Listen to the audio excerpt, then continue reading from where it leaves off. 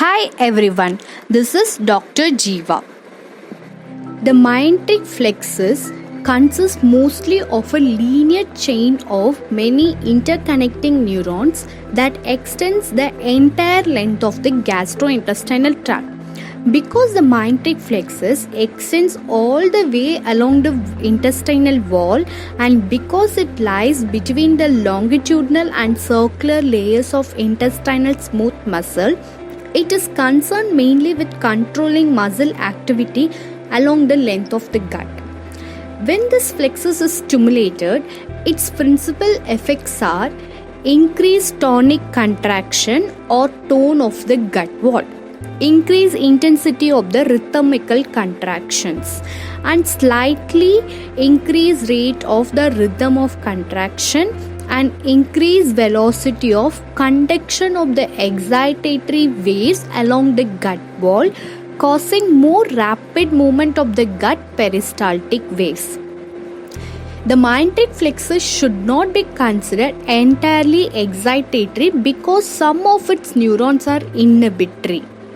So the resulting inhibitory signals are especially used for inhibiting some of the intestinal sphincter muscle that impede the movement of food along successive segments of the gastrointestinal tract, such as the pyloric sphincter, which controls emptying of the stomach into the duodenum, and the sphincter of the ileocecal valve, which controls emptying from the small intestine to the cecum. The submucosal flexus, in contrast to the myenteric flexus, is mainly concerned with controlling function within the inner wall of each minute segment of the intestine. For instance, many sensory signals originate from the gastrointestinal epithelium and are then integrated in the submucosal flexus to help control local intestinal secretion, local absorption, and local contraction of the submucosal muscle.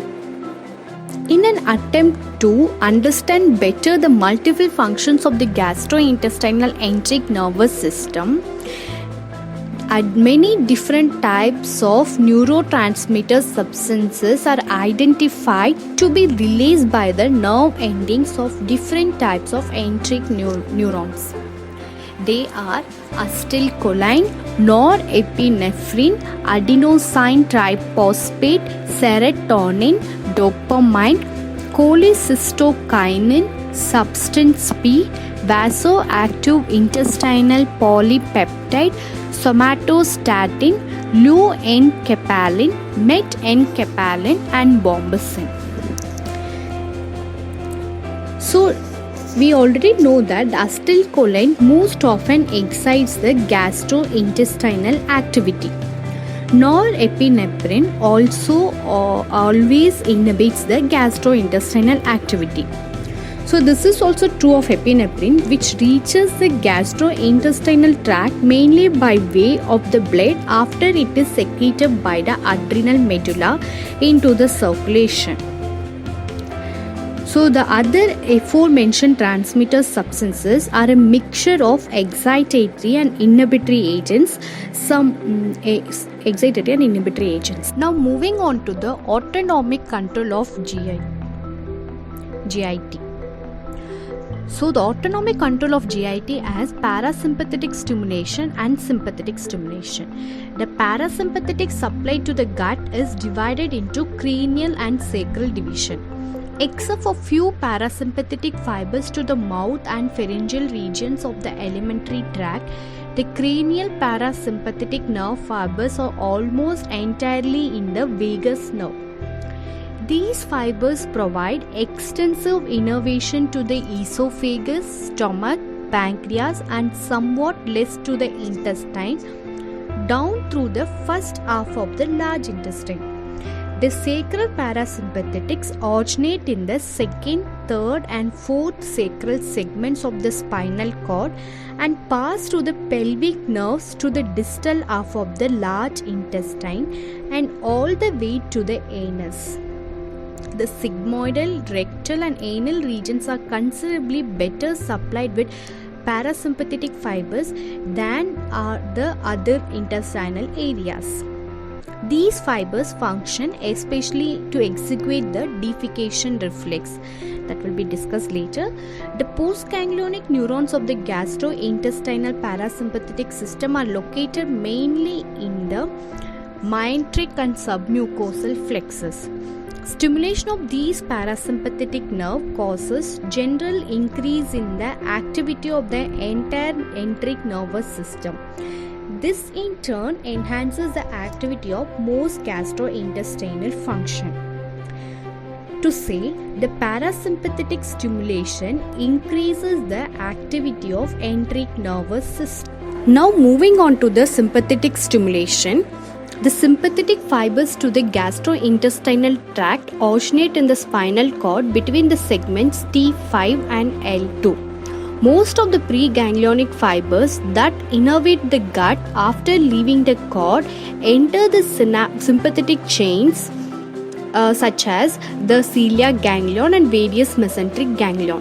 Most of the postganglionic sympathetic neuron bodies are in these ganglion, and postganglionic fibers then spread through the postganglionic sympathetic nerves to all parts of the gut. The sympathetic innervates essentially all of the gastrointestinal tract rather than being more extensive nearest to the oral cavity and anus. The sympathetic nerve ending secrete mainly norepinephrine but also small amounts of epinephrine.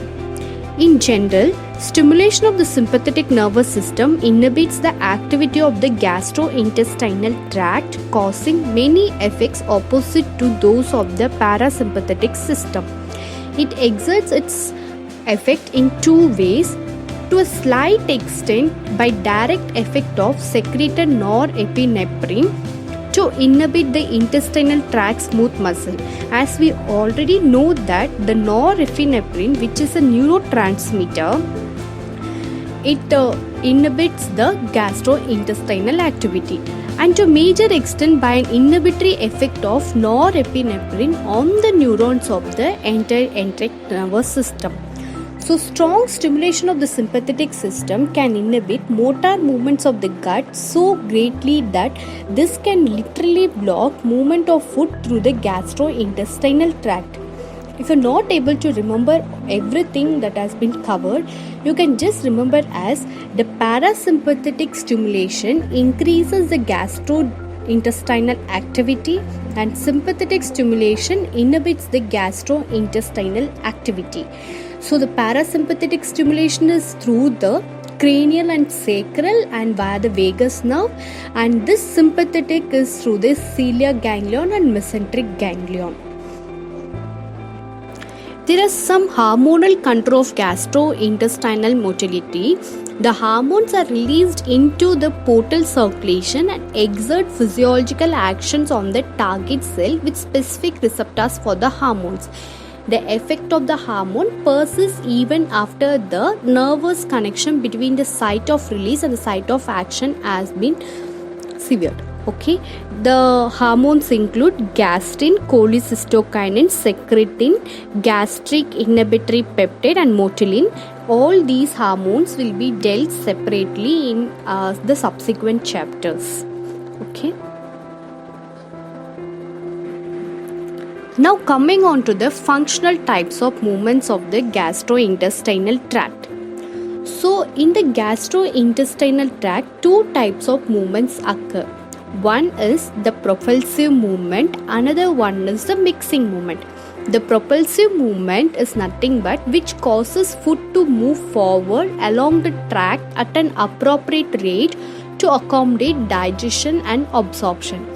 Mixing movement which keep the intestinal contents thoroughly mixed at all times. Okay.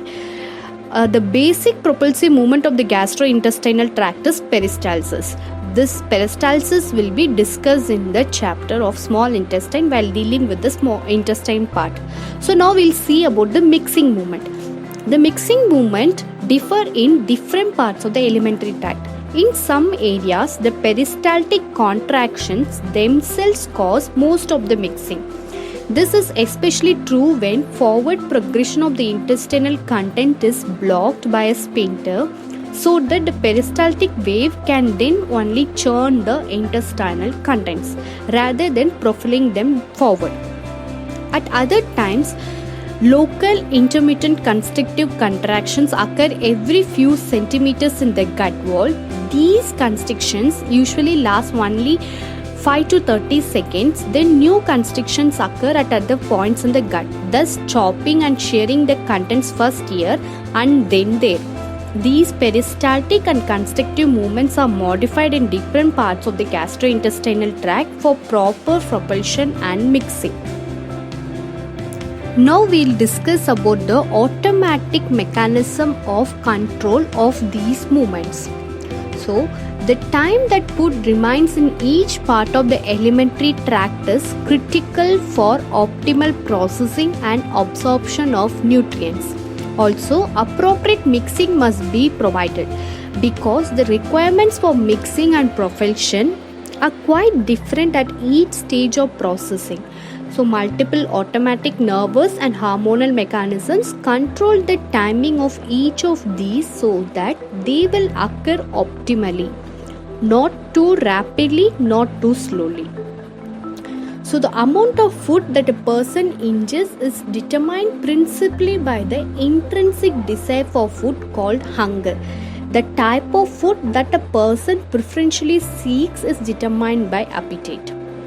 So, these mechanisms are extremely important for maintaining an adequate nutritional supply for the body in relation to the nutrition of the body. Okay, so the mechanism of injection especially takes place in two main concerns, that is, one is mastication and another one is swallowing. Mastication, in simple terms, it is chewing, and swallowing is deglutition.